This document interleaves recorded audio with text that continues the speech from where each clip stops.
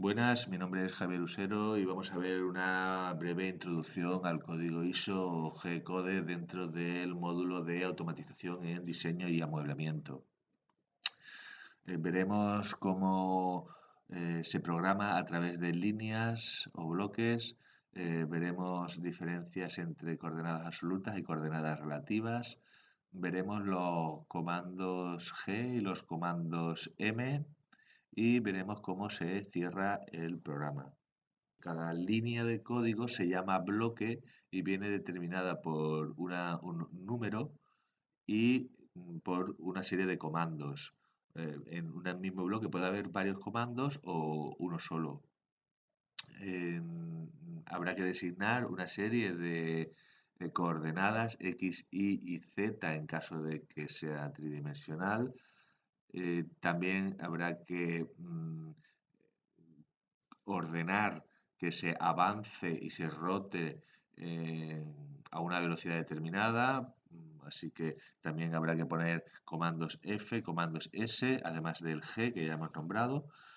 Tendríamos también que utilizar el comando T para elegir una herramienta y los comandos M, que pueden variar entre una máquina y otra, entre unos modelos y otros. Sin embargo, comparten muchos modelos los mismos comandos M. Ahora lo veremos. Lo que se refiere a la cabecera del código, utilizamos ese espacio inicial para ordenar algunos comandos que van a estar vigentes a lo largo de todo el código, a menos que digamos lo contrario.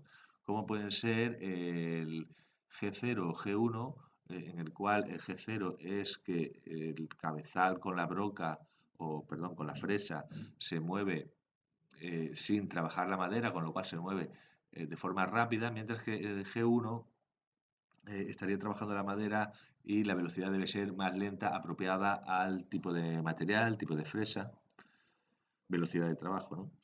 Bueno, la G17, G18 y G19 nos indican en qué plano queremos trabajar. En función de los ejes de nuestro máquina CNC podemos trabajar en unos planos o en otros. Nosotros lo que vamos a utilizar es el plano XY, por tanto tendríamos que poner en la cabecera de nuestro código un G17. Ponemos también G21. G21 es para decir que nuestro sistema de coordenadas está en milímetros. También podemos ponerlo en pulgadas, pero nos quedamos con G21, que es en milímetros, que es el sistema que nosotros utilizamos. G90 y G91 es para pasar de coordenadas absolutas a coordenadas relativas. G90 serían coordenadas absolutas, mientras que G91 querría decir que las siguientes coordenadas serían relativas. Con M6 nosotros decimos que, o M6 o M06, nosotros decimos que necesitamos un cambio de herramienta, o sea, solicitamos un cambio de herramienta. ¿Y qué herramienta solicitamos que cambie? La T1, o sea, queremos que coloque la T1, es lo que significaría en este punto. Después debemos de decir también a través de D, del comando D, qué geometría va a tener esa herramienta. La geometría lo que se indica es la longitud y el radio de la fresa. Y para acabar con lo que sería la cabecera, pues diríamos que comenzará la rotación de la fresa en sentido de avance de la trayectoria con M3, en sentido contrario con M4 o parada con M5. La parada no sería tanto ya de la cabecera como del pie. Entonces, en el ejemplo que tenemos aquí, podemos ver lo siguiente. Podemos ver N10, N20, N30, es decir, cada línea o bloque viene con su numeración, N y su número, y dejo números entre una línea y otra. En este caso dejo nueve líneas posibles que luego yo puedo volver. Pues si necesito poner aquí un comando entre el bloque N10 y N20, pues puedo poner perfectamente el N11, N12, N13, así hasta N19. Bien, en este primer ejemplo vemos que aquí hay algunas anotaciones.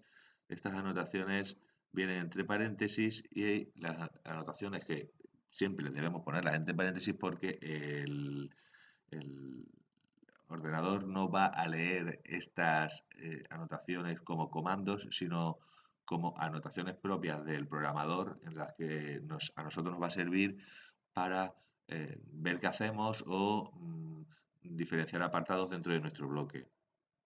En fin, en el primer ejemplo vemos en el bloque N10 que G0, es decir, empezamos con velocidad rápida, el plano XY, con G21 decimos que lo estamos utilizando un sistema en milímetros y con G90 que vamos a utilizar coordenadas absolutas.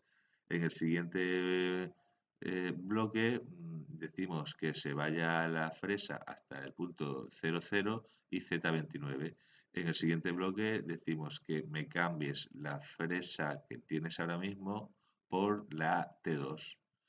La T2 que tiene estas características y entonces decimos que comience a rotar una vez cambiada la fresa a 1200 revoluciones por minuto. Este sería un ejemplo óptimo de cabecera.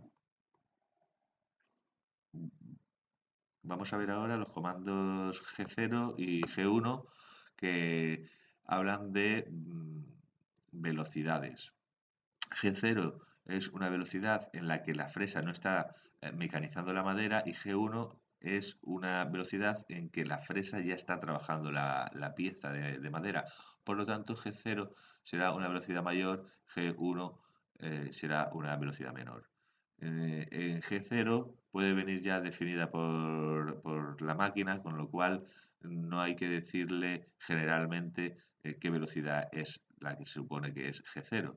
Sin embargo, G1 sí que la debemos especificar porque va a depender del material que estemos utilizando o del el mismo útil, la misma fresa.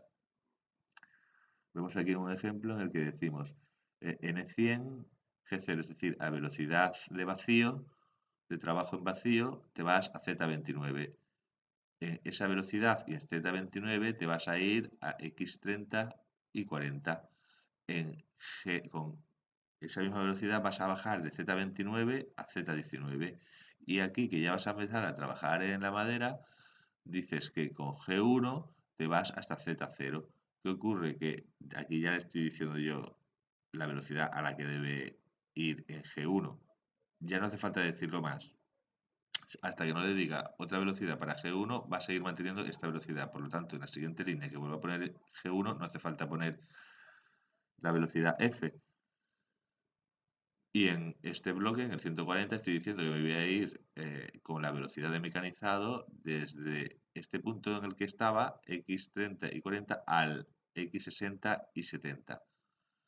Una vez que he terminado o he llegado al punto que quería, salgo de la madera hasta Z29 ya rápidamente, porque no voy a mecanizar, ya está mecanizado, y vuelvo a mi origen. Podríamos ver el ejemplo a través de esta representación en el que yo estoy en Z29, me muevo hasta X30 y 40, bajo la 19, vuelvo a bajar hasta Z0, me muevo hasta X60 y 70, subo hasta 29 otra vez y me vuelvo al origen de nuevo.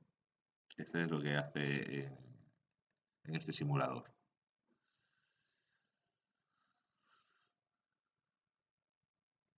Ahora vamos a ver con G2 y G3 cómo hacer curvas dentro de nuestro mecanizado. En G2 y G3 va a ser un movimiento circular a derecha o izquierda, es decir, G2 va a ser a favor de la aguja del reloj, G3 va a ser en contra de la aguja del reloj. Mm, Y lo hacemos con el siguiente código. Elegimos G2, G3 según convenga. XY va a ser el punto final del arco y J van a ser las distancias que hay desde el punto inicial hasta el centro del arco. Eh, y será la distancia que hay desde el punto inicial al centro del arco respecto del eje X y J respecto del eje Y. Si vemos en este ejemplo, podemos ver que viene en sentido de la aguja del reloj, por tanto es un G2. Vemos que el punto final es x100 y 50.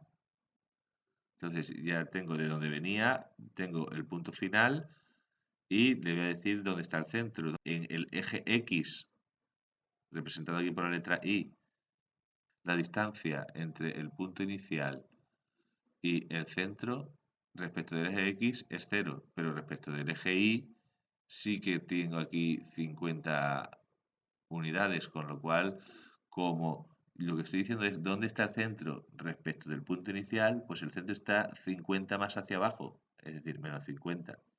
Vamos a ver el ejemplo con G3. Con G3 sería en sentido contrario a la aguja del reloj. El punto final sería el X0, el Y50, ¿ves? Y 50, X0. Aquí no se mueve de aquí, sin embargo, de aquí sí que tiene un recorrido de 50. Y ahora vamos a ver este punto inicial, ¿no? ¿Dónde está el centro respecto de este punto? Pues está en X, la distancia es 0, pero en Y la diferencia es que el centro respecto de este punto está a menos 50, con lo cual ponemos menos 50. Muy bien, en caso de no conocer dónde está el centro, pero sí conocer dónde está el radio, tendríamos un código bastante más sencillo, porque escogeríamos G2 y G3 igualmente en función de si va a favor de la aguja del reloj, la curva, o en contra de la aguja del reloj, y pondríamos también XY como el punto final del arco. Y simplemente el radio, pues ponemos su medida.